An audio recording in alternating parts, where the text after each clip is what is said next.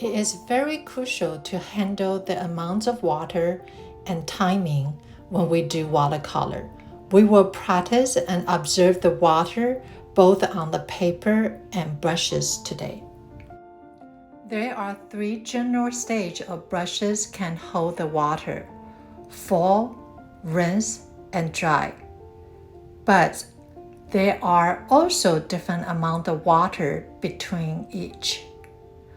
I don't want to overwhelm you with all different kind of name and stage. The name just for me to communicate with you, but you have to be the one experience and notice the difference. We draw and paint with our subconsciously mind. The only way you can achieve that is by practicing and notice the difference for yourself. The full brush. Dip the brush into the water and only add small amount of paint. It will appear a tea-like texture, transparency. We often use it for the first layer or glazing. I will explain it in a different lesson. The rinse brush. Dip brushes in the water and rinse it by scrape on the corner of the cup, and then add paint to create milk-like textures. We often use it on the second layer.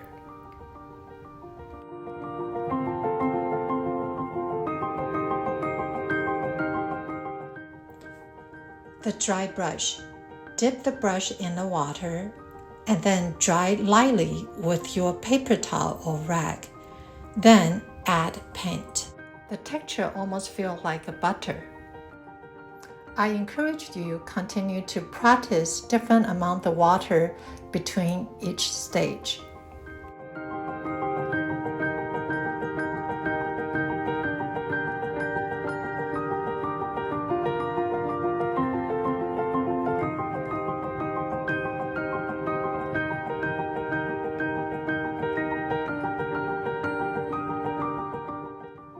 Thirsty brush. Completely dry your brush with rag or paper towel.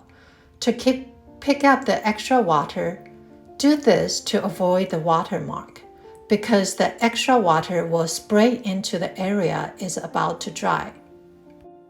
So here we have full, rinse, dry, and thirsty brushes. Let's continue to learn about water on the paper. There are also 3 stages on the paper: running water, damp, and dry. Here I'm applying a clear water.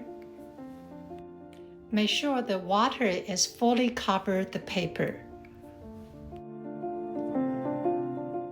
On the second row, I apply tea-like kind of watercolors of ultramarine blue.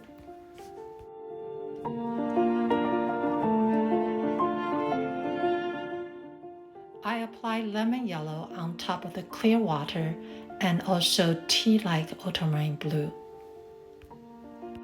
As you can see here, the edges is very soft. They are running with the water underneath. You can tell the wetness of the paper by the shininess appear on the surface. Very shiny, appear to be running water. Matte, not shining, is damp. Not shine at all, is dry.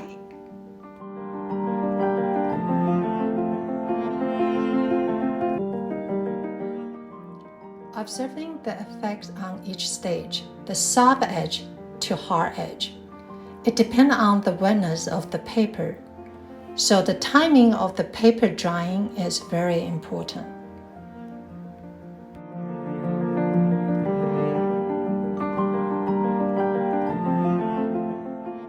So we learned that to have a softer edges, the paper need to be more wet.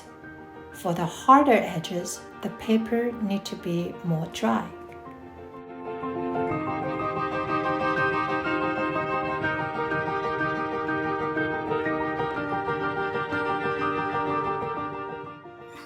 Let's go on with wet on wet, wet on damp, and wet on dry.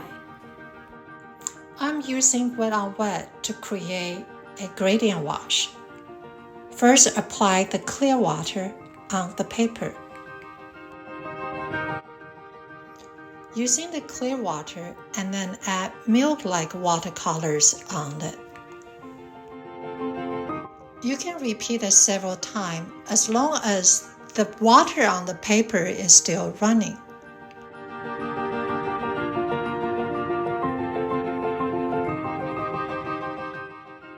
You can also try the tea-like texture of ultramarine blue to create your first layer, and then doing the same thing, apply more ultramarine blue on top.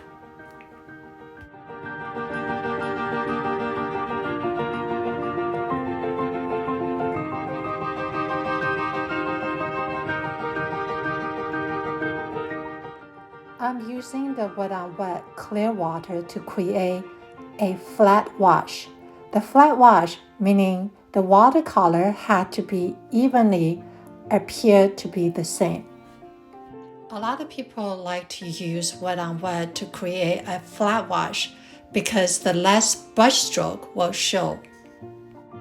Wet on dry. This is applying a milk-like watercolors on the dry paper. This is an example of flat wash on wet and also wet on dry. Here is an example of wet on dry for gradient wash. Gradient wash meaning dark to light. First, I apply milk-like texture watercolors on the dry paper.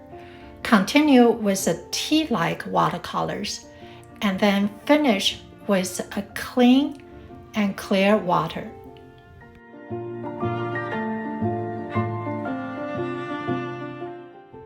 Wet on damp. We practiced wet on damp earlier.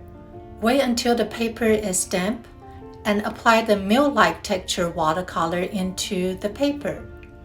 It will give you a nice fuzzy edges without running too quick on the paper. Thank you for watching. I hope this will help you to understand better the wetness on the paper and the brushes.